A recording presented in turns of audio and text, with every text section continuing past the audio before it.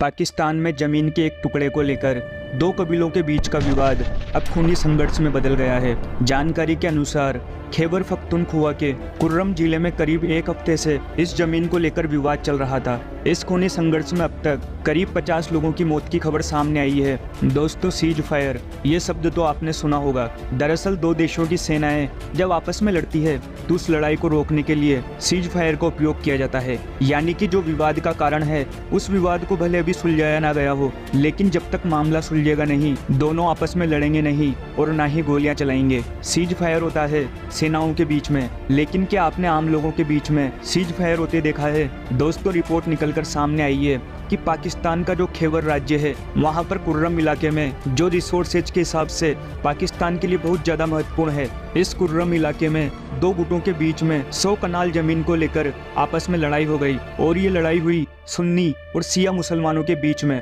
दोनों इस जमीन को अपना अपना बता रहे थे। इसी बीच दोनों में 1 से लेकर 1.5 घंटे तक गोलियां चली, जिसमें 50 लोग मारे गए, 250 से ज़्यादा लोगों को गोलियां लगी, यानी कि वो घायल होकर अस्पताल में पड़े हैं। इतना ही नहीं, गोलियां इतनी ज़्यादा चली, इतनी ज़्यादा भारी हिंसा हुई कि लगा इस इलाके में युद्ध छिड़ गया है। और इसलिए जो लोकल अथॉरिटीज़ हैं और पाकिस्तान की सेना है, इन्होंने दोनों गुटों के नेताओं को बिठाकर सीज फायर एग्रीमेंट करवाया। जी हाँ, जैसे सीज फायर एग्रीमेंट दो सेनाओं के बीच में होता है, जिसके बाद पाकिस्तान की सेना ने दो गुटों को यहाँ पर सीज फायर करवाया। हालांकि मामला भी सुलझा नहीं है और ना ही सुलझेगा, क्योंकि इस इलाके में सैकड़ों अलग अलग छोटे बड़े कबीले हैं, जिनमें से कई सुन्नी हैं, कई शिया हैं और कई अन्य जनजाति के हैं, जो कि जमीन को लेकर लगातार यहाँ पर लड़ाई करते रहते हैं। पाकिस्तान का जो सबसे बड़ा न्यूज़पेपर है उसने खुद कहा है कि खैबर पख्तूनख्वा में जो पूरा राज्य है, यहाँ पर लगातार हिंसा क्यों हो रही है। हर 3 से लेकर 4 साल के बाद यहाँ पर शिया सुन्नी ऐसे ही लड़ते आ रहे हैं, लेकिन समय के साथ साथ लड़ाई और उसमें मरने वालों की संख्या बढ़ती जा रही है।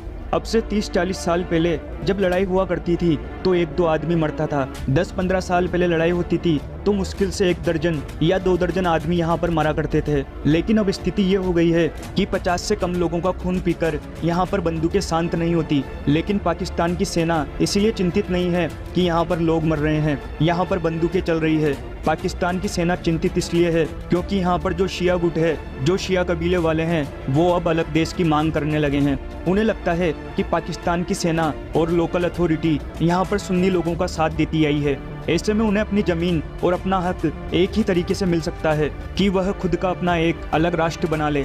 इन्हें लगता है कि जो ईरान है, जो कि अरब का एक बहुत ताकतवर मुल्क है, वो शिया देश की मदद कर सकता है एक अलग राष्ट्र बनाने में। इसी को लेकर पाकिस्तान की सेना सबसे ज़्यादा चिंतित है, क्योंकि सिंध में भारी मांग उठ रही है एक अलग सिंध देश बनाने की। उधर बलूचिस्तान में अलग स्वतंत्रता की मांग उठ रही है। पीओके भारत की तरफ जाता दिख रहा है। और अब खैबर पख्तूनख्वा जो आखिरी सेफ पैलेस था पाकिस्तान की सेना के लिए, लेकिन वो भी अब एक अलग राष्ट्र बनने की तरफ दिख रहा है। ऐसे में बचा क्या? सिर्फ और सिर्फ पाकिस्तान का पंजाब प्रांत। ऐसे में पाकिस्तान के 4 हिस्सों में टूटने की संभावना अब दिख रही है। और जो अमेरिका के एक्सपर्ट ने अब से कुछ महीने पहले एनालाइज करके कहा था कि आने वाले 1 दशक में, यानी कि 10 सालों में पाकिस्तान के टुकड़े होने शुरू हो जाएंगे। और ये टुकड़े तब तक नहीं रुकेंगे जब तक पाकिस्तान के 4 हिस्से नहीं हो जाते, यानी कि सिंधु देश, बलूचिस्तान, खैबर पख्तूनख्वा और पाकिस्तान का पंजाब प्रांत। ये 4 हिस्से इनके होंगे, तब तक पाकिस्तान नहीं रुकने वाला।